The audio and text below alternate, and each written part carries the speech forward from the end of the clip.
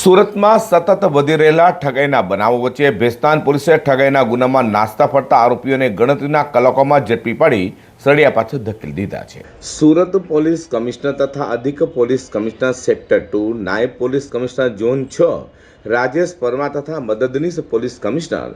જે ડિવિઝનની સૂચના અને માર્ગદર્શન હેઠળ ભેસ્તાન પીઆઈ કેપી ગામેતા તથા સેકન્ડ પીઆઈ જેએમ સોલંકી અને પીએસઆઈ જેએમ પટેલના માર્ગદર્શન હેઠળ ભેસ્તાન પોલીસના અનામ પોલીસ કોન્સ્ટેબલ અંકુશકુમાર રામાભાઈ તથા ગુંજનકુમાર ભરતભાઈ અને રોહિત સાદુલભાઈને પેટ્રોલિંગ દરમિયાન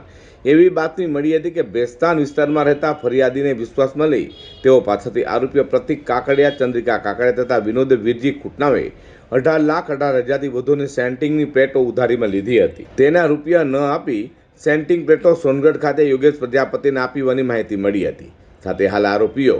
સોનગઢમાં હોવાની માહિતી મળતા અનામ હેડ કોન્સ્ટેબલ અનિલભાઈ, સેંધાભાઈ, હાર્દિકભાઈ, રામજીભાઈ, અનામ પોલીસ કોન્સ્ટેબલ અંકુશકુમાર રામાભાઈની એક ટીમ સોનગઢ ખાતે મોકલી હતી। જેથી આરોપીઓ પ્રતિક ભરત કાકડિયા, વિનોદ વીરજી ખૂંટ અને યોગેશ સંજય પ્રજાપતિને ઝડપી પાડી તેઓ પાસેથી 510 નંગ સેન્ટિંગ પ્લેટો કબજે લઈ તેઓ વિરુદ્ધ કાયદેસરની કાર્યવાહી ધરી છે।